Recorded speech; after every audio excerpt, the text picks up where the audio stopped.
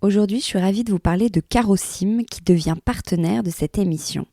Carrosim, c'est une maison aixoise et familiale qui propose depuis plus de 40 ans de très beaux carreaux de ciment entièrement fabriqués à la main au Maroc dans leurs propres ateliers. Martha Pignol, architecte d'origine brésilienne, passionnée par la couleur elle aussi, a repris cette belle entreprise et compte bien perpétuer ce savoir-faire unique et le compléter par des collections contemporaines. La dernière collection, justement, a par exemple été dessinée en collaboration avec Monochromique, une jolie marque de décoration murale en céramique. Ensemble, elles ont imaginé différents formats et assemblages de formes, entre géométrie contemporaine et tradition, en reprenant la cigale, icône de la Provence. Résultat, des carreaux de ciment chaleureux pour le sol, les murs, en intérieur comme en extérieur. Merci Carrosim.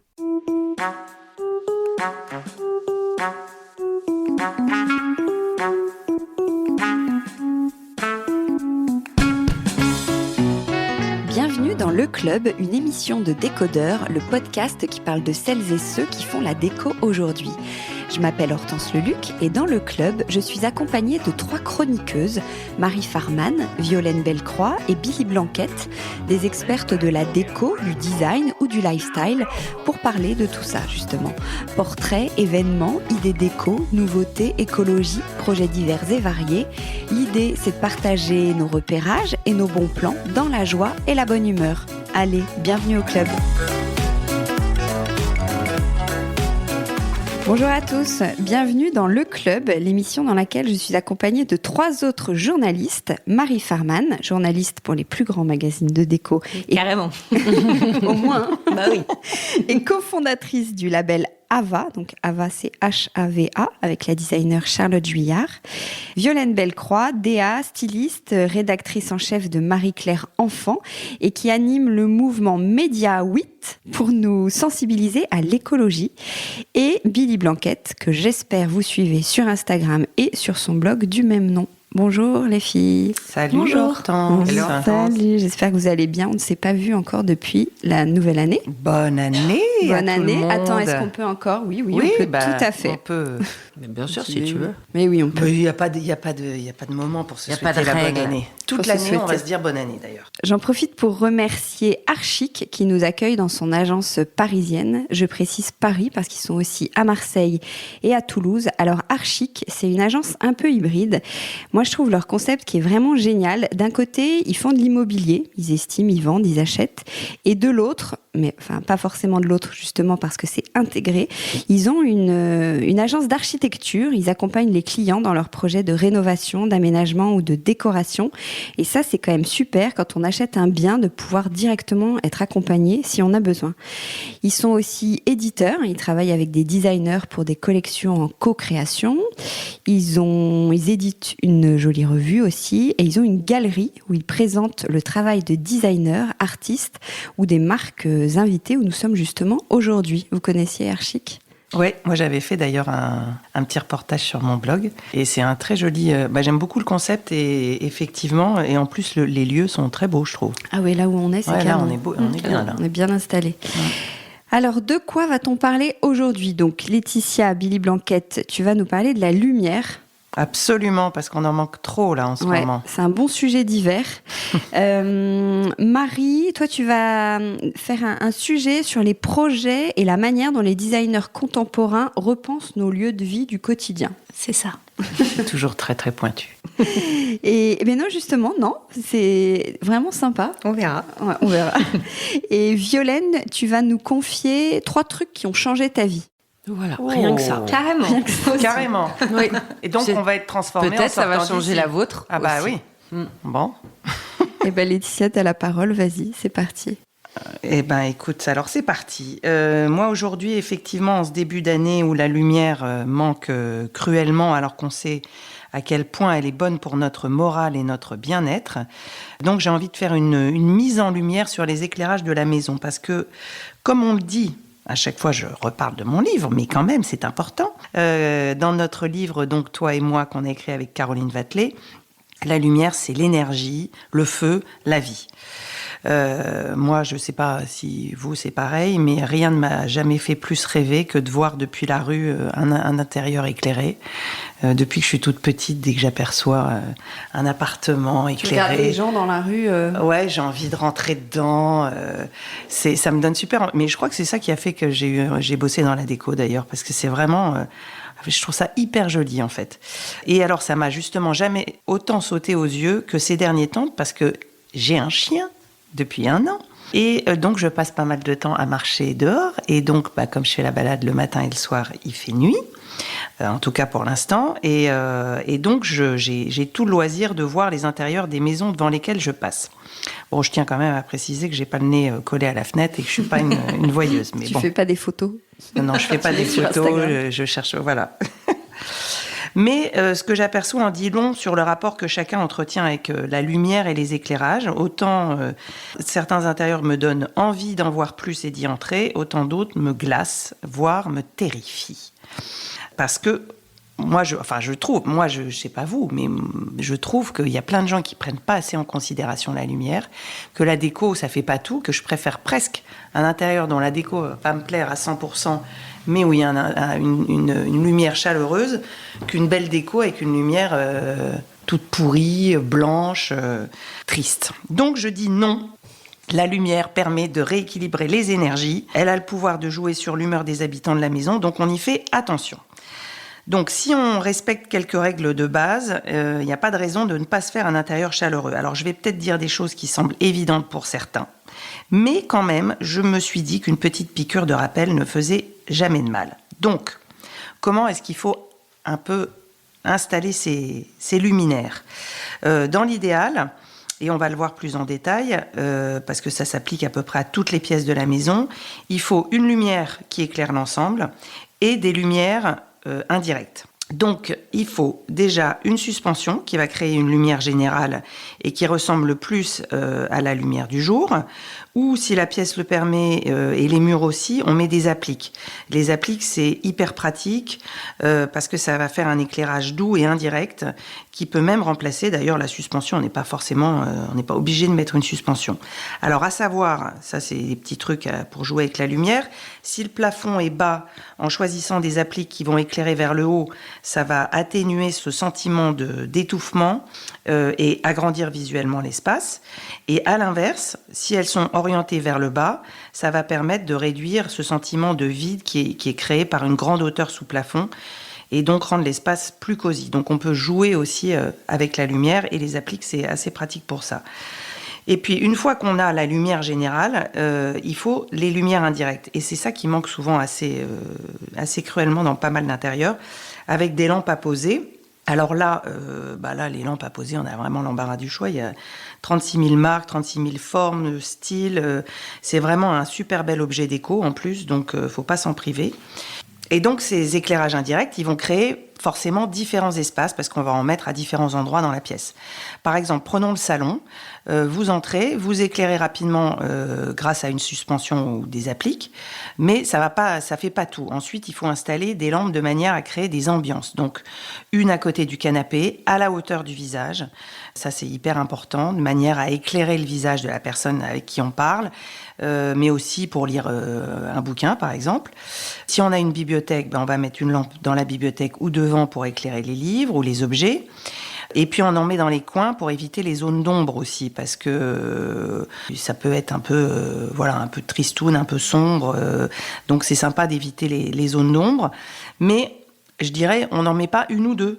En fait, on met plein de lampes à poser. Moi, je trouve que plus il y en a, je sais pas si vous en avez beaucoup chez vous, mais vous avez dû faire des... Non ? Ouais, moi j'en ai pas mal. J'aime pas l'éclairage...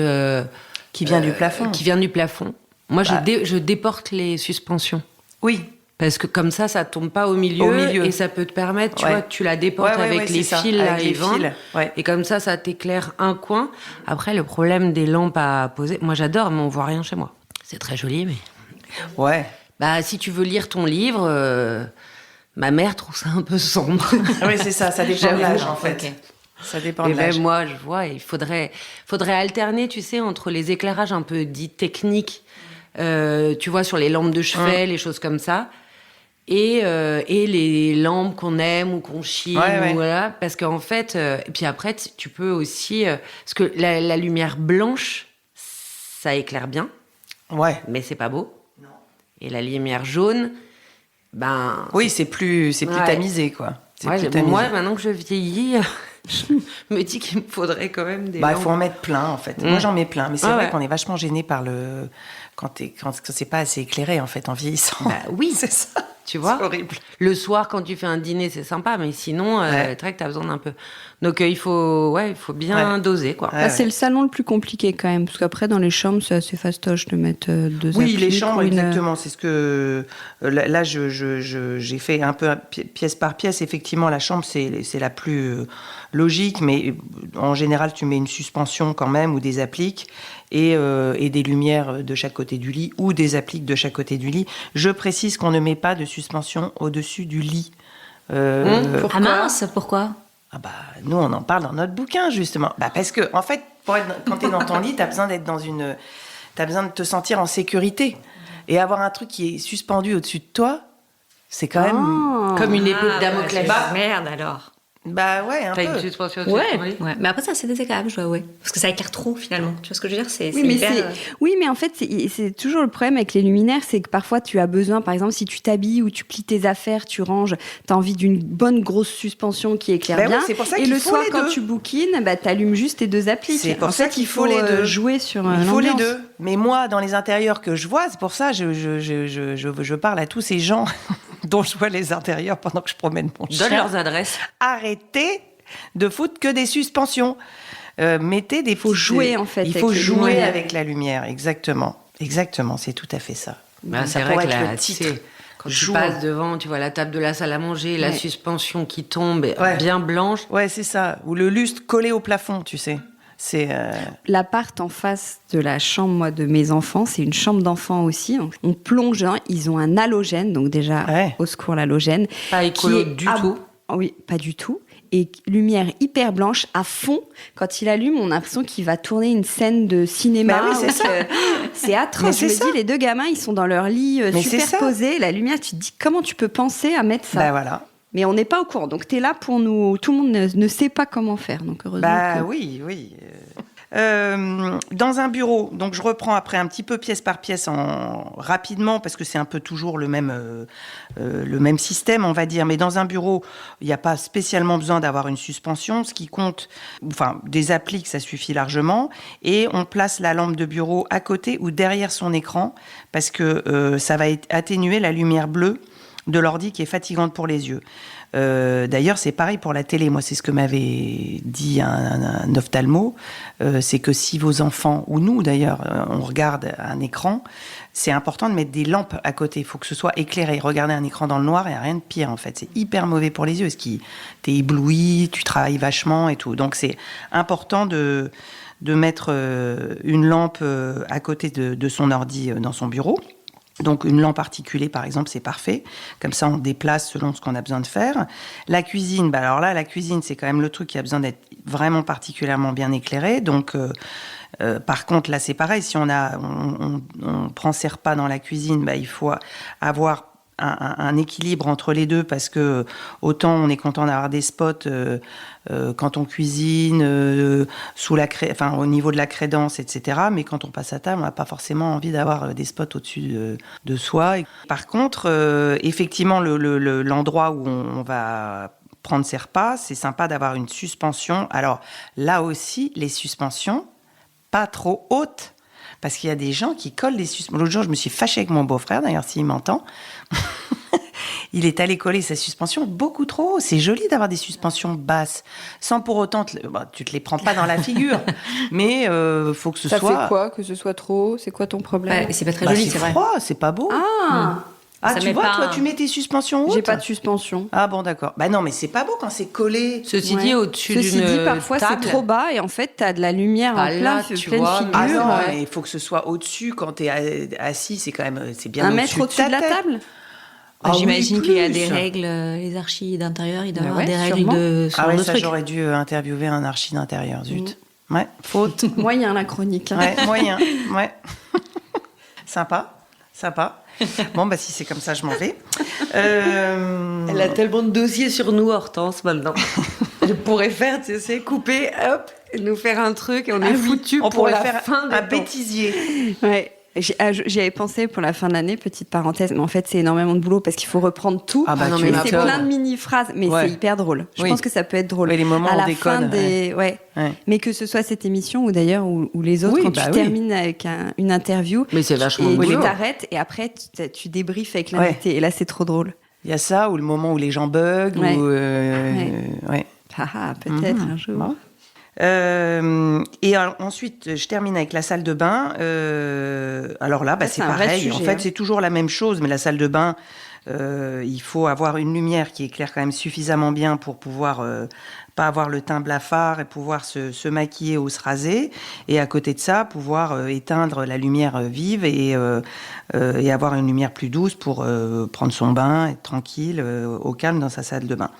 Et puisqu'on parle de teint blafard, attention aux ampoules que vous choisissez. Alors ça, je crois que c'est ce qu'il y a de pire. Moi, j'avoue que je pense que je me remettrai jamais de la disparition des ampoules à filaments, même si tu vas me dire, Violaine, que c'est super mauvais. Non, pour, je suis comme toi, mais maintenant, quand même, c'était- je trouve qu'ils arrivent à faire des ampoules à filaments LED qui sont pas mal. Franchement. trouve Après, quand le même. problème, c'est que, c'est cher. 2, faut les tester. À chaque fois, je rentre à la maison, je me dis, ah non, c'était pas celle-là, C'est ça. c'était l'autre. Mais bon, oui, mais si tu veux laisser allumer tes lumières, etc., Oui. pour la consommation, Oui. même ne Mais serait-ce que qu'est-ce pour ta que c'était consommation. joli, la Ah bah différence. oui. Ah ouais. Moi, j'ai une copine qui a encore un stock. Elle a pris un stock de filaments. Chez Jurassic Light, Jurassic Light, C'est tu pas en vrai. trouves, je crois. Mais je devrais pas donner l'adresse. parce que Non, c'est pas bien. Chut, coupé. c'est pas écolo du tout. Ouais. Ouais, c'est pas écolo. Mais du franchement, tout. t'en trouves. Mais même les halogènes, moi, je trouvais ça bien mieux. Mais c'est pareil, c'est hyper. Non. Ah oui, Ouais, parce mais- que tu avais les variateurs. Ça c'est Mais super. t'as des tiens. variateurs encore. Ah oui, Moi, j'ai bien tous sûr. les variateurs. Ouais. Tu peux le Avec poser. une application. Dimmer, c'est Enfin, génial. Ouais, mais les ampoules halogènes. Ah oui. Tu vois, Ah ouais. moi, je mettais des ampoules halogènes sur mes lampes. Oui, non, mais là, Bon, bref, je sais. hors de question. Hors de question, C'est voilà. clair. Bon, voilà. En tout cas, juste une chose, vérifiez bien que l'éclairage est chaud et non pas froid, parce que c'est ça le truc. C'est comment on peut même vendre cet éclairage froid, je ne comprends même pas. Bah si, Mais t'en as arrête, qui ça fait aiment une bien, mais lumière chacun ses grise. goûts. Ah bah oui, Non, mais t'as... je suis pas d'accord. Ah Moi, bon je dis non. Ouais. Moi, quand Non, je mais- promène mon chien, je veux pas avoir ces lampes-là. Non mais je suis d'accord, c'est pas beau, mais ça doit être utile à certaines personnes, et il y en a qui préfèrent. C'est et, pas beau, c'est triste, on dirait Ouais, mais des au moins néons. ça éclaire. Il y en a Non. ceux qui sont moins sensibles à la déco, tu C'est vois, non, ils elle ont a envie dit, que j'ai ce... l'impression. C'est non. Moi, je suis pas d'accord, on dirait des néons. Moi, j'aime pas du tout. Non. Je sais J'avais pas. vu un truc hyper bien chez Lisa Gachel. À un moment, elle avait vachement documenté ses travaux. Et elle avait mis dans sa salle de bain, je trouvais ça pas mal, parce que ça éclairait vraiment dans la salle de bain, t'es obligé. Mais elle avait fait tailler un miroir plus large que la rampe d'ampoule, là. Ah oui. Tu vois, Donc en fait, la lumière était forte. Mais derrière, mais, un peu tu caché. vois, un peu dimé par le miroir. rétro-éclairé un peu. Je trouvais ça vachement bien. Ouais. Oui, bah c'est ça, il y a Je plein trouvais- de... En plus, c'était vraiment, elle avait fait découper un miroir, Ouais. elle l'avait mis dessus. Je me souviens pas tous les détails techniques, mais je trouvais que c'était une bonne idée. Elle est pleine d'idées là, elle déménage, j'ai Ouais. hâte de voir ce qu'elle va Ouais, elle a faire toujours des pour son bonnes nouvel idées appart. avec des. Enfin, tu vois, Des tutos faciles en exactement, fait. Ouais. tu sens que tu peux le faire, que c'est pas des coups délirants. C'est assez. J'aime bien aussi son Ouais, moi compte, aussi j'aime bien son Ah univers. ouais, c'est hyper joli, hyper coloré. Mm. Voilà, et puis dernière petite chose, pensez aux bougies, mais pour penser à les éteindre aussi. Ouais. Voilà. Moi, c'est ma grande angoisse, effectivement, quand j'ai des bougies allumées, je redescends, je sais pas combien de fois, j'ai toujours la truc, elle reste allumée. Ah oui. Quand je me couche, ouais. Bon, enfin bref, et ça, c'est hyper joli. Moi, maintenant, tous mes dîners, je les fais que aux bougies. Je trouve que ça change complètement Ah, tu n'allumes que des bougies dans toute ta pièce. Ouais. Je mets des lampes à poser un peu plus loin, mais sur la table, je mets plus que Ah des oui. bougies. Des bougies hautes, c'est pour éclairer le visage, en fait. Et bien, c'est hyper agréable et ça te met tout de suite, ça crée une ambiance, en fait. C'est pas mal. Bon, bref. Voilà. Donc, écoutez, c'était ma petite... Les bons tuyaux. Merci beaucoup. C'était ma petite revendication côté lumière, donc je compte Ouais. sur vous pour mes balades. Merci Billy Blanquette. Marie Farman, tu vas donc nous parler, toi, de comment les designers contemporains repensent et réinvestissent aujourd'hui les lieux de vie et d'accueil de notre quotidien. Est-ce que c'est bien ça ? C'est ça, oui. Moi, je vais vous parler à travers quelques beaux exemples récents, donc de l'impact du design dans les lieux publics et dans les lieux de passage. Donc, ça peut être une église, un terminal d'aéroport, une bibliothèque. Donc aujourd'hui, le design il est souvent associé à des marques, comme on peut toutes le constater, à des coups de com', à du name dropping. On parle du canapé de machin, de la chaise rééditée de trucs. On est beaucoup dans l'image et beaucoup dans le storytelling, mais c'est normal aussi. Faut faire vendre. Mais on oublie parfois l'un des premiers buts du design, qui est quand même à l'origine une discipline faite pour harmoniser et améliorer notre mode de vie, l'environnement humain. Et la vie de tous les jours, donc que ce soit de la conception d'objets pour la maison que l'aménagement des villes pour qu'elles soient plus ergonomiques. Donc penser le design des lieux de vie et d'accueil, donc ces lieux qui brassent beaucoup de gens et beaucoup de public, est un exercice qui est quand même hyper difficile car il implique beaucoup de contraintes. Donc ça doit résister à l'épreuve du temps, du passage et des modes, surtout en termes de style, parce que trouver l'équilibre entre l'esthétisme, la praticité et le contexte, c'est un défi qui n'est pas toujours facile à relever. C'est aussi, selon moi, un exercice d'humilité, car il s'agit de concevoir du mobilier qui se fond dans le décor sans imposer sa signature. Il faut faire en sorte, avant tout, que les gens se sentent bien dans un lieu et qu'ils s'y sentent vraiment accueillis. Oui, c'est vrai. Alors, est-ce que tu as donc des exemples à nous donner pour qu'on comprenne mieux tout ça ? J'ai 3 beaux exemples, plutôt réussis, je trouve, que les auditeurs qui nous écoutent peuvent d'ailleurs aller voir. Donc, le premier, je vais vous parler de la Bibliothèque nationale de France, plus précisément du site Richelieu, qui a réouvert en septembre après 10 ans de travaux quand même. Donc ça vaut le coup d'aller voir. Dans cette bibliothèque, il y a une salle qui s'appelle la salle Ovale, qui est une salle magnifique, qui est d'ailleurs classée au titre des monuments historiques. Et donc pour réaménager cette salle, il fallait bien des chaises pour tous ces gens et ces étudiants qui étudient. Et on a fait appel à Patrick Jouin, qui est donc un designer assez reconnu, qui fait aussi bien du mobilier urbain que des objets du quotidien. Il a créé des chaises qu'il a appelées les chaises Auria pour les 160 postes de lecture de cette salle. Donc chaque jour dans cette super belle salle ovale, il y a des centaines de lecteurs qui défilent. Donc il fallait se mettre à leur place. Bon, c'est des gens qui restent assis pendant des heures normalement pour étudier. Et aussi très important, je trouve, de la part du designer, c'est de se mettre à la place de ceux qui soulèvent ces chaises matin et soir pour entretenir la salle. Donc le personnel d'entretien. Et d'ailleurs, Patrick Jouin, le designer, explique, je le cite, « En tant que designer, nous devons avant tout penser des objets qui rendent service. » Et je trouve qu'on oublie un peu trop parfois ça. Donc pour développer cette chaise, il y a eu un long travail de recherche et développement qui est mené avec le bureau d'études du mobilier national, qui s'appelle l'ARC, qui intervient pour tous ces types de projets qui ont lieu dans des bâtiments qui appartiennent à la République. Cette chaise, il fallait qu'elle soit à la fois légère, super confortable et super robuste. Donc sa structure, elle est en bois massif et l'assise et le dossier sont en cuir noir. Elles ont été fabriquées par Alki, qui est ce fabricant du Pays Basque spécialisé dans le travail du bois. Donc on est aussi dans une production locale, ce qui est pas mal. Donc vous pouvez aller voir bien sûr ces chaises dans cette majestueuse salle ovale qui est toujours belle à voir. Et pour ceux qui n'ont pas forcément envie de s'y installer et de rester étudier, on peut aussi juste jeter un petit coup d'œil et aller se poser chez Rose Bacri qui a aussi investi les lieux après la rénovation. Ouais, c'est hyper beau. Dedans ? Ouais. On mettra des photos sur Instagram. Ouais, j'en ai envoyé des belles d'ailleurs. Un autre exemple, Marie ? Oui, j'ai un autre exemple qui est le terminal 1 de Roissy, qui a réouvert aussi, qui était fermé depuis moins longtemps que la bibliothèque. Ça fait un petit moment, je crois qu'ils ont fermé à cause de la crise Covid, mais aussi pour faire quelques travaux.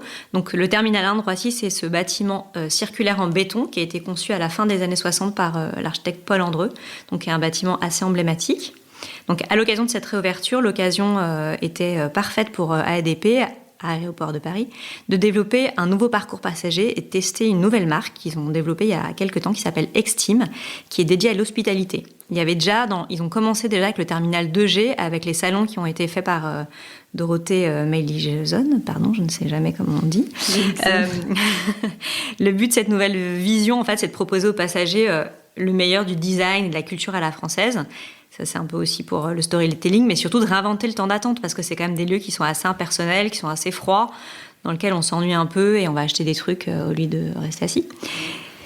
Voilà. Donc la nouvelle salle d'embarquement du terminal 1, elle a été imaginée par 2 architectes d'intérieur qui s'appellent Maxime Lyotard et Hugo Taureau. Donc ils étaient ensemble avant, c'était une agence, mais maintenant ils se sont séparés et ils ont chacun leur propre agence.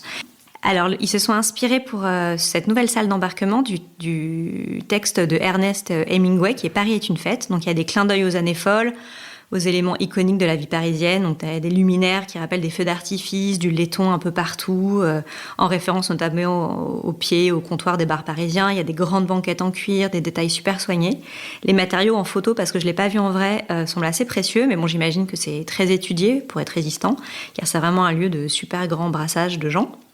D'ailleurs, on trouve dans cette nouvelle salle d'embarquement des espaces hybrides. Donc, il y a des petits coins pour se reposer, des petits coins pour travailler avec des prises, d'autres pour déjeuner. Donc, c'est assez bien fait. C'est assez, sur les photos, ça paraît assez luxueux. Ça paraît même étrange de trouver ça dans un terminal d'aéroport. Mais justement, cette idée de rendre les terminaux plus accueillants, voire carrément cool et attrayants, c'est pas tout à fait nouveau. Certains terminaux d'aéroport sont mythiques. Ils ont été pensés par des grands designers dès les années 60. Et un des plus emblématiques, par exemple, c'est le fameux terminal 5 de JFK à New York, qui est conçu par Eero Saarinen. Donc jusqu'au début des années 2000, les passagers en transit pouvaient s'asseoir et patienter sur des fauteuils de Charles Eames, de Raymond Loewy ou de Werner Platner. D'ailleurs, ce terminal, il est aussi classé monument historique. Il a fermé pour rénovation pendant longtemps. Et depuis 2018, donc depuis 5-6 ans, c'est devenu un hôtel qui joue à fond sur les codes de l'esthétique 60s. Un peu trop, c'est un peu caricatural, mais quand on y va, parce que c'est très facile d'y aller, c'est juste quand vous prenez l'avion, c'est juste devant. C'est quand même super beau, les volumes sont impressionnants, il y a un tableau d'un fichage d'origine, enfin c'est vraiment, ça vous plonge dans un univers assez incroyable. Il y a aussi d'autres exemples, par exemple à Copenhague, le terminal C, il est aménagé qu'avec des chaises et des petites lampes de Arne Jacobsen. Et à Tokyo, le terminal 3 de l'aéroport de Narita, qui est que pour les low cost, a lui été entièrement meublé par Muji. Donc l'idée vraiment, c'est de rendre ces terminaux d'aéroport, bon là on a parlé de Paris, mais voilà, plus accueillants, plus que les gens se sentent mieux, qu'il n'y ait pas des temps d'attente hyper longs et dans lesquels on souffre parce qu'on a envie de prendre son avion et pas de rester là. Bon, l'idée, c'est pas de rater son avion non plus. Et un dernier exemple ? Le dernier exemple, oui, c'est alors un exemple un peu atypique, je trouve, parce qu'on a rarement eu de la médiatisation autour de ça. C'est l'église Saint-Eustache à Paris, qui a remplacé toutes ces chaises qui étaient en très mauvais état par du mobilier neuf, là, tout récemment. Donc Saint-Eustache, c'est une église qui est située au cœur du quartier des Halles, et c'est aussi une des églises les plus visitées de Paris. Elle abrite beaucoup d'œuvres d'art. Il y a même un triptyque de Kesharing, ce qui montre quand même son ouverture en termes de création. Il y a aussi un très grand orgue très impressionnant où il y a des nombreux concerts qui sont organisés. Et il y a quelques mois, le curé lui-même de l'église, qui est le père Yves Trochery, c'est ça, Hortense ? Trochery, je crois. Voilà. Il s'est fait accompagner quand même d'un groupe de travail d'experts du secteur du design, mais aussi de paroissiens, a lancé un grand appel d'offres pour repenser les assises de son église.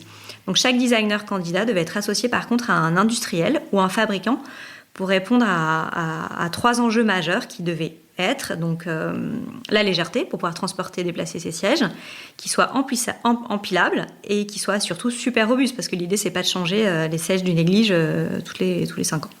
C'est la designer Constance Guisset, qu'on connaît donc bien pour ses meubles, ses objets et bien sûr sa célèbre suspension Vertigo, qui a remporté le concours, ce bel appel d'offres, avec des bancs qu'elle a pensé réversibles en bois.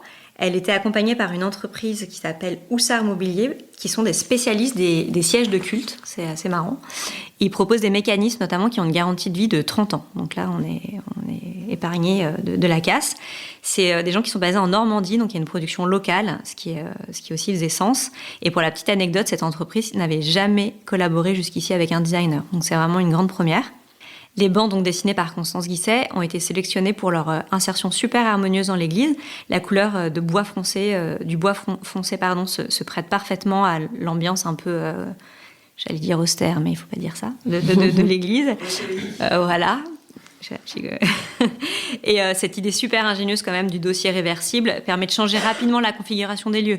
Donc on peut venir à Saint-Eustache pour assister à l'église, mais aussi à un concert, et il faut vite que l'église puisse tout changer.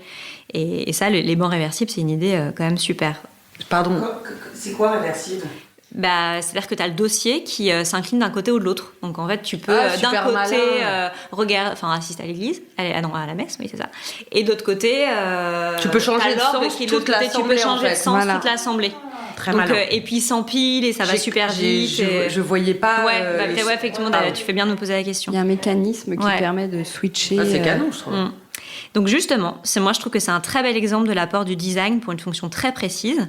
Ces nouveaux sièges, ils sont à la fois très beaux et très dessinés parce qu'ils ont été faits par une designer.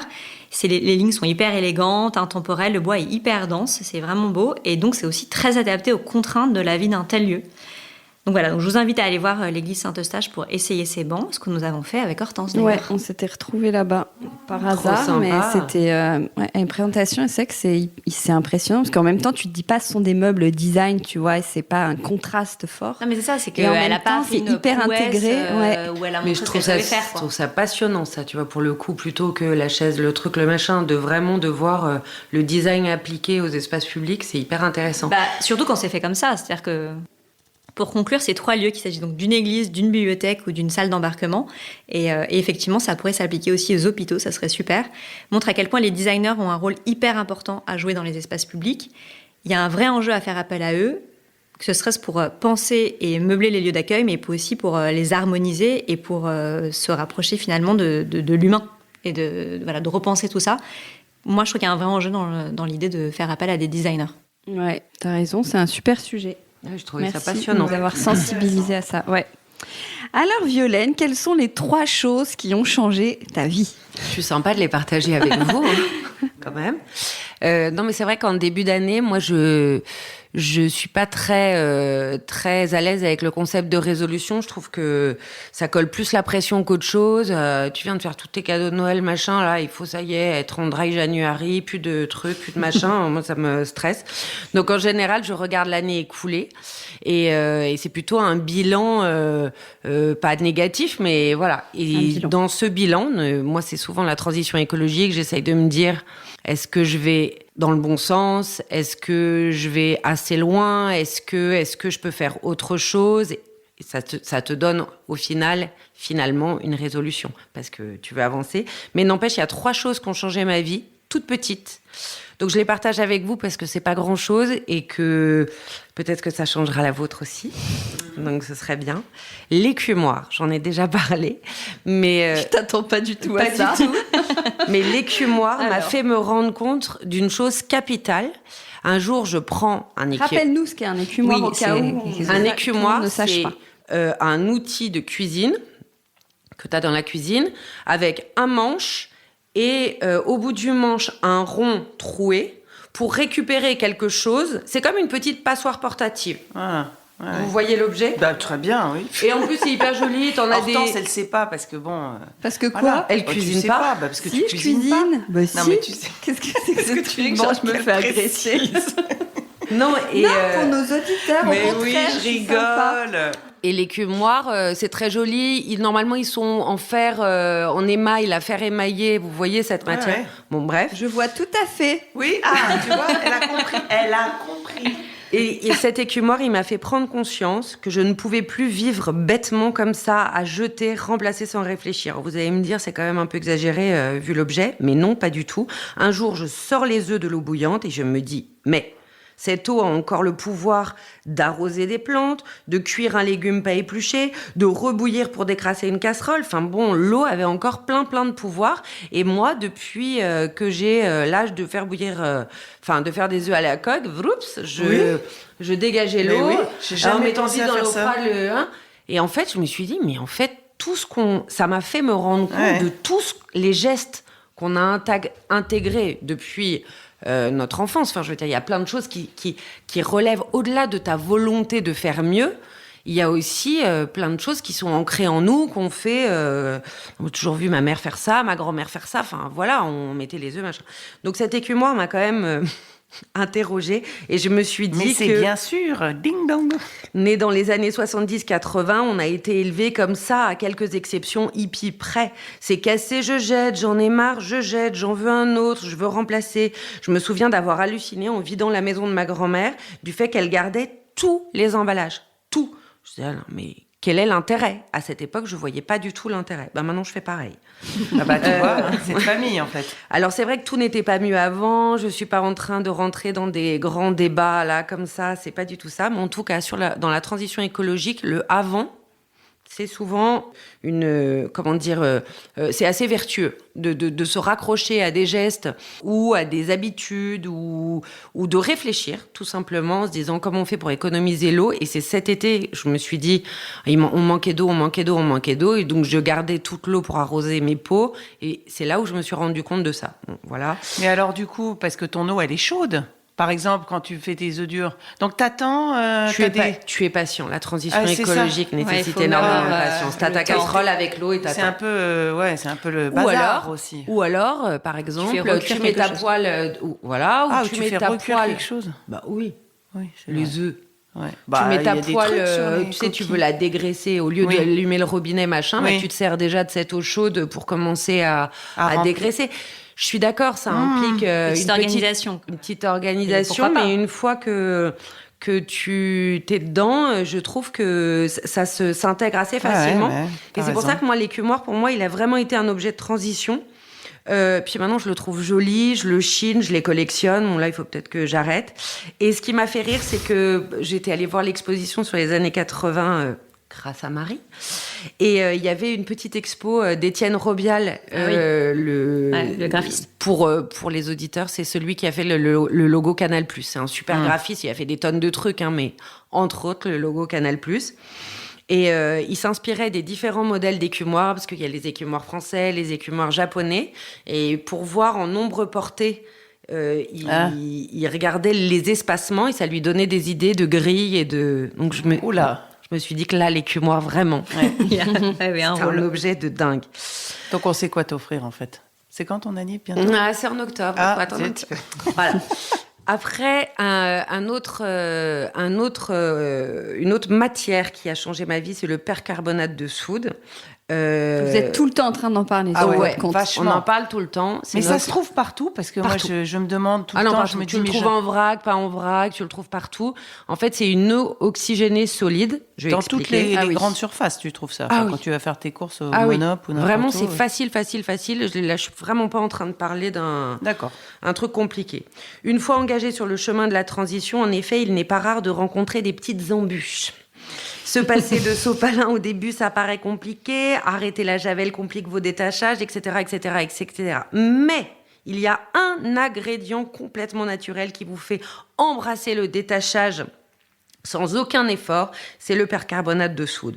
Je l'ai découvert en testant toutes nos recettes pour le guide détaché au naturel que j'ai fait avec Mako 8 Modilnik. Le percarbonate est aussi appelé, alors là c'est la petite minute technique, je me suis dit ça peut intéresser, l'eau oxygénée solide, le percarbonate de soude. Il est fabriqué à base de carbonate de sodium, additionné au peroxyde d'hydrogène.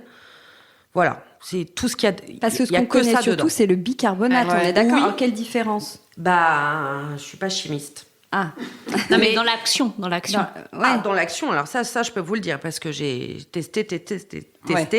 Donc les constituants de ces produits sont issus de matières premières naturelles communes comme le sel, l'eau et la craie. Donc c'est vraiment hyper easy. Mais surtout, il est méga efficace. Il redonne ses lettres de noblesse à n'importe quel tissu blanc grisâtre, un peu passé, un peu je l'ai trop mis avec la couleur dans la machine, vous voyez. Les draps blancs, tu veux dire que ça les draps blancs incroyables. Oh là là. Tout, c'est incroyable. Même un tissu rayé blanc et bleu, ça ravive les couleurs. Voilà, tu changes ma vie, là. Blanc et rouge. Non, mais vraiment, j'ai changé la vie de plein de gens, y compris de ma mère, qui est souvent hyper réfractaire à mes recettes. Et aussi, il nettoie vos carafes d'eau. Ah oui, mais tu l'utilises comment, pur ?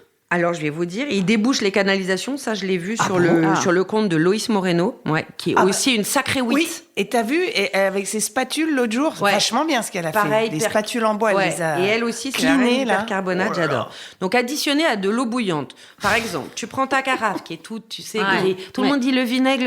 J'ai jamais rien compris, je vois pas ça marche super bien, le vinaigre. Moi, jamais bien. Ah bon ? Sur tes carafes, ça t'enlève vraiment bien le calcaire et tout. Oui, le calcaire et tout. Et là, tu mets ta carafe dans ton évier, tu fais bouillir de l'eau ou tu récupères l'eau bouillante de tes œufs. Bravo les filles, vous suivez, ça c'est bien. Tu verses l'eau bouillante additionnée d'un peu d'eau chaude pour pas que ce soit trop chaud. Tu mets 2 cuillères à soupe de percarbonate, par exemple. Tu laisses agir, tu vas faire une sieste. Tu laisses tremper. Tu vas travailler, tu vas faire ce que tu veux, tu laisses tremper, tu reviens, tu rinces, c'est nickel. Quand je te dis nickel, c'est Donc, faut faire à la Et en main. plus, Alors, la comme tu le vaisselle, oui, jettes mais après des dans tes draps. canalisations, ça les nettoie. Voilà. Non, mais parce que Non, mais on en jette des incroyable. merdes dans Tu les... mets dans la machine parce que les draps, tu fais comment? Alors, Tu moi, laves je mets à la main. dans la Ah ouais, baignoire. non. Je rigole. Non, alors tu peux le mettre dans la Au machine, lavoir. mais tu peux le... Tu sors ta Voilà, grosse jupe tu et vois, tu vas au lavoir. quand tu es sur le chemin de la transition écologique, tu as toujours des sceptiques. Ouh, celle-là. Donc, quand tu es au lavoir, par exemple, non, tu mets dans une baignoire. Une fois par an, tu mets dans une Mais t'es baignoire plus supposée avoir de baignoire, Violaine. de l'eau bouillante. Bah, je prends plus de bain, mais... d'accord. Alors, ou dans une grande bassine. Voilà. Un grand Ouais. récipient. Ah ouais, bon, alors... Ça va. Ah, donc oui, très bien, moi ça Ça va, va, j'ai ça. une baignoire, moi. Bon, tu mets ton linge blanc que tu Ouais. veux raviver, Ouais. tu mets de l'eau bouillante, tu mets ton percarbonate de soude. Plus il y a de linge, plus tu mets du percarbonate de soude. Si tu veux pas que ton linge soit rêche, tu additionnes de 2 ou 3 cuillères de vinaigre blanc. Ouais. Oui, le Ça vinaigre sert, ménager. ouais. Ça adoucit. Ouais, moi je m'en Et sers d'adoucissant. vraiment, je ouais. vous assure, moi, ma passion, c'est d'acheter des vieux draps dans les brocantes. Oh, il est tout neuf, je le déplie, il y a les traces jaunes, etc. Ça enlève les traces jaunes. Oh là là. Ça Mais ravive ça fait ton que ça t-shirt lave blanc. pas, ça ne lave pas sinon. Non, après tu Non. le passes en machine. Ça détache, oui, exactement. Enfin, tu vas au lavoir après Alors, avec juste- ton savon de Marseille, bien sûr. La WIT est curieuse, donc la WIT a essayé plein de choses. Ça ne marche pas sur le cachemire, ça dissout le cachemire. Oula, Mauvaise expérience oula. de ma part. Je préfère partager avec Est-ce vous. que ça enlève des taches? Ah oui, oui, oui. Mais genre, Ah oui. oui, Ah taches oui, au oui, oui. maquillage. Tu sais comment ça s'appelle? L'encre du poulpe. Oui. Une de mes potes, elle a fait ça. Elle a pêché son poulpe, elle s'est pris l'encre de sèche, quoi. Tu vois, hyper. Ah Franchement, ouais, c'est c'est hyper tachant, ouais. fini. Et les tâches de purée, tout ça pour des enfants. Ouais, Fini. la carotte. La carotte. Ça marche très Carottes, très bien tomates. sur le blanc. Moi, je dis juste, faites attention au linge foncé. Mako 8, elle a essayé sur de la rayure, ça fonctionne, ça ravive. Moi, j'essaierai pas sur du noir ou Ouais. des couleurs foncées. Et surtout pas sur le cachemire. Vraiment. J'ai dissous un pull. Il a fondu, quoi. Oui.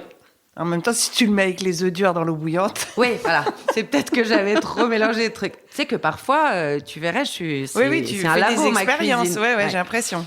Mais vraiment, c'est un ingrédient qui est génial, qui est pas cher, qui détache vraiment bien, qui est efficace, qui sert à plusieurs choses. Voilà, c'est quelque chose qui a changé aussi ma vie. Et la troisième chose qui a changé ma vie, c'est le vrac. Acheter en ouais. vrac. Oui, oui, C'est la barre. oui, je t'entends. Elle arrête pas de me saper ma chronique. Mais Elle. non, mais t'as vu je sape Elle pas se la sape la chronique. sienne, elle me sape la mienne. Mais non, je sape pas. Eh ben, Moi, je fais un me peu mets à le la vrac, place je suis de- avec Non, mais c'est Non, vrai. mais je trouve ça super. Ça mais... nécessite, l'organisation. ça nécessite C'est- un vous gros Vous achetez des organisation. bocaux, c'est canon après. Et Tu toi, ça dans ta toi, cuisine. moi beaucoup. qui aime bien l'esthétique t'oublies et tes tout, c'est bocaux vrai à que c'est chaque fois. plus joli. Oui, c'est vrai. Alors, j'ai été élevée à l'époque des sachets fraîcheurs, des ouvertures clair. faciles, des sachets individuels, des formats goûtés, des pommes-potes et autres réjouissances marketing. Donc, je n'ai aucune leçon à donner à personne. Le max dont on se chargeait pour aller faire des courses, c'était d'un caddie. Au supermarché, il y avait des masses de sacs plastiques à la caisse, vous vous souvenez? Et puis, on en prenait, si jamais Ah on en ouais. avait besoin. Des Ouais. sacs Shopee, là. Ouais, on ouais. en prenait. Donc vraiment, pour vous dire que je reviens de loin avec mon histoire et que je suis comme vous, au début, le vrac, j'étais là, oulala, oulala. Quand je me vois aujourd'hui me trimballer mes pots et mes bidons vides pour aller faire mes courses, plus quelques sacs en tissu et les sacs en papier récupérés, je me dis que j'ai fait un sacré chemin et je suis assez fière de moi. Mais quelle satisfaction! Récupérer, acheter en vrac, évidemment, il faut bien choisir son dealer, car tout ce qui est en vrac n'est pas vertueux. C'est pas parce qu'on on achète en vrac, je sais pas, dans une grande enseigne Oui. de grande distribution, Oui. que les produits ont été correctement sourcés, qui sont Et que c'est beau, ça locaux, revient moins cher. que ça revient moins cher. Voilà, il faut quand même un petit peu faire attention, mais au bout d'un moment, c'est comme tout, tu t'habitues, tu sais que tel produit dont tu as besoin régulièrement, tu l'achètes à peu près tant et qu'il faut qu'il vienne de pas plus loin que, je sais pas moi, Portugal, Espagne, France, bon. Donc, on s'habitue au fur et à mesure, ça demande un peu d'organisation, mais je trouve que on y arrive très bien. Par exemple, le riz de Camargue vaut le taille. Bon, alors pour les puristes du riz, peut-être que je dis une énormité. En goût, tu veux dire? Oui, et donc dans les vracs, voilà. Ah, Marie a un petit Non, mais avis. je peux tout à fait... Le riz, c'est... Non. Bah écoute, sacré. On touche pas au riz. Non. j'en ai trouvé un que je trouve Ok. Oui, mais attends, du coup, tu y vas avec tes bocaux? Bah non, parce que ton bocal. Non, j'ai il acheté des pèse. sacs en tissu. Ah oui. J'ai acheté des petits sacs en tissu qui sont Tu vendus te pointes dans dans tous les les magasins avec tes supermarchés. trucs. Moi, Bah l'autre oui. jour, j'ai gardé tous mes sacs en papier. Bon, moi, il se trouve que le truc le plus simple chez moi, c'est souvent d'aller faire des courses au Monop. Bon, alors je vais souvent dans mon Monop. Mais tu te pointes avec tes oui. sacs en papier dans le Monop? Je sais pas si à la caisse, on va pas me franchement, rembarrer. en fait, ce qui est dingue Faut dans la essayer, transition en fait. écologique, c'est que quand on te regarde comme une bête Oui. curieuse, c'est nous qui devrions les regarder comme des bêtes curieuses. T'as raison. Parce que Je ne vais pas... l'engueuler, la caissière, si elle me Mais dit non, mais en quelque fait, chose. moi, c'est vrai que parfois, je vois au marché avec le Oui. Tupperware, j'y arrive pas, par exemple. Je l'ai fait 1 ou 2 fois, j'ai vu que bon. Mais en même temps, qu'est-ce qu'il y a de négatif dans la démarche? Je vous fais économiser des consommables. Oui. Les boîtes d'œufs, par exemple, moi, ma crémière, elle est ravie de les récupérer. En plus, elle les paye. Donc, voilà, elle est très contente. Et qu'est-ce que t'en as à faire d'avoir une ancienne... Enfin, moi, je trouve que... Je trouve que les gens sont beaucoup plus ouverts à ça. Les boîtes maintenant. d'œufs, ça brûle très bien dans le feu. Pour faire prendre ton feu, c'est top. Oui, mais si tu t'en sers... Ça, c'est... En fait, moi, je trouve juste que d'aller faire des courses, et ça m'arrive quand je suis en vacances ou quand on loue un truc, bon, ou tu partages avec une autre famille qui n'a pas spécialement envie d'acheter tout là, bio, gna, ce que je peux tout à fait comprendre. Tu fais pas de vrac, ben, t'as une poubelle remplie déjà à la base. Ça te coûte 2 fois plus cher. Tout, les yaourts, les machins, les trucs, tout ça, c'est plus cher. Enfin, voilà, de faire ça, ça te fait faire des économies. Et c'est mieux pour la planète. Et chacun choisit son argument qu'il préfère. Et franchement, moi, quand on me regarde comme une bête curieuse, parfois, je suis là, finalement, c'est vous les bêtes curieuses. C'est à nous tous de devoir changer les choses. Et il y a un truc, par exemple, ça, j'en avais déjà parlé cet été, tout ce qui est nourriture à emporter, ils ne vont plus avoir le droit du tout. Des barquettes en plastique, là? Non. C'est blindé de Forever Chemical. Il y a eu un rapport. Mais c'est effrayant, ces barquettes. Mais moi, tu vas acheter chez le volailler, ils te collent tout dans des barquettes. Mais on se retrouve avec c'est limite des Tupperware, les trucs. C'est hyper épais. Ben ouais. Et ça se recycle pas, ça, en plus. Si. Tu le fous dans le recycle. Ça le recycle. Ils te recyclent, mais combien de fois? Est-ce que dans ta ville, ils ont cette chaîne de recyclage? Le problème le déchet, il faut pas qu'il existe. Ouais. Oui, il y a des recyclages et tout, mais c'est tout le toujours monde ça me de dit, plus. mon s'en fiche, c'est recyclable. Oui, mais il faut s'arrêter de... On va passer notre vie à recycler. Franchement, moi, je trouve 5 sacs en tissu, 5 sacs en tissu, t'achètes tes 4 trucs en vrac, tu te fais encore plaisir avec le petit riz que tu veux acheter comme ci, ou les petites pâtes que tu veux acheter comme ça. Moi, je comprends complètement qu'on fasse pas tout, mais je trouve que le vrac, moi, quand même, ça m'a éveillée. Et je trouve qu'il y a de plus en plus de boutiques, d'épiceries, que ce soit à Paris, en province, dans les petits villages de campagne, il y a vraiment de plus en plus des systèmes comme ça qui s'organisent. Et je trouve pas que ce soit contraignant. Il y a des trucs dans la transition écologique que je trouve beaucoup plus contraignants.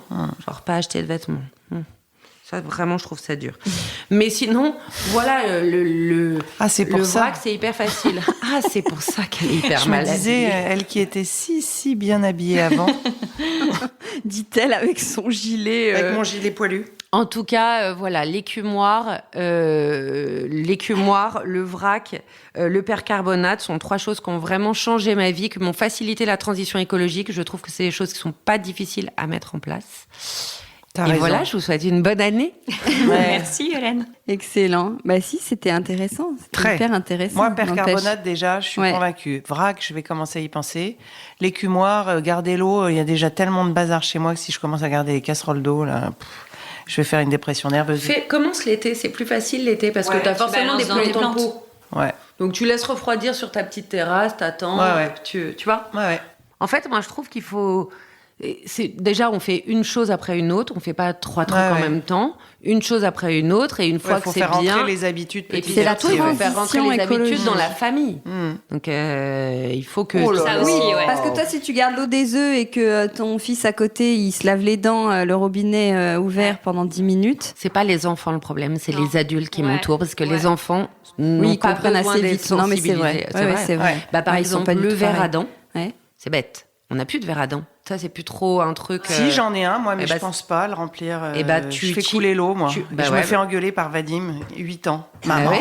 Non, mais le verre à Ah ouais. dents, c'est dingue, ça économise. Enfin, vraiment, ça peut être un joli objet, tu peux le chiner, ça économise vraiment à fond l'eau quand tu te brosses les dents. Me dis pourquoi on s'en est passé. C'est rigolo, tu vois, parfois tu t'interroges. Moi, je me souviens, là, les sachets fraîcheur et autres... avant, je faisais... Enfin, ça m'intéressait pas, quoi. Et là, même dans les épiceries bio, tu sais, quand t'achètes des gâteaux déjà faits pour tes enfants, ce qui m'arrive hyper régulièrement, j'ai pas tout le temps de machin, tout est suremballé. Ouais, c'est hyper un emballé. plastique, un autre plastique. Et les gâteaux sont dans des petits plastiques et compagnie. Les Des galettes trucs Saint-Michel, individuels, pourquoi on remet un petit plastique autour de 5 galettes Saint-Michel? C'est fou, hein. Ça me... Ouais, moi aussi, en fait, mon prisme, c'est le déchet, parce que je regarde, dès que tu regardes un documentaire sur l'Inde, sur l'Afrique, nous, on les enfouit, hein, c'est pas mieux. On les brûle et on les enfouit. Mais je me dis, ça, vraiment, on peut agir dessus. C'est facile et on n'a pas besoin des politiques. Alors qu'il y a plein de trucs où on a besoin d'eux, où vraiment, faut qu'ils fassent quelque chose pour nous aider à mieux, voilà. Mais le déchet, je trouve que c'est, et le vrac t'aide à économiser vachement. Bon. Mot de la fin. Merci Très bien. beaucoup, Violaine. Violaine, Merci, présidente. Ah ouais. Je détesterais, mon Dieu, quel enfer. C'est clair. Merci. Ministre déjà. Oui, bon, d'accord. Ah oui, ministre de l'écologie, des transitions, machin. Chef de cabinet, tu sais, tu peux monter les échelons. Bon, merci aussi Billy Blanquette Merci, et Marie Hortense. Farman. Et Merci, à bientôt Hortense. pour À la une nouvelle prochaine. aventure. Au revoir. Décodeur, c'est terminé pour aujourd'hui. Merci beaucoup d'avoir écouté en entier. Si vous avez aimé cette émission, n'oubliez surtout pas de vous abonner au podcast pour ne pas rater les prochains épisodes. Bien sûr, vous pouvez aussi la partager en l'envoyant à vos proches ou en story Insta. D'ailleurs, vous pouvez me retrouver sur le compte Décodeur où je poste quasiment tous les jours. Et si jamais vous écoutez cette émission sur Apple Podcast et que vous avez 20 secondes, n'hésitez pas à laisser un commentaire. C'est juste sous la liste des épisodes. C'est comme partout, plus j'ai d'avis et d'étoiles, plus le podcast se détache et se fait connaître. Voilà, merci beaucoup et à très bientôt alors, ici ou ailleurs.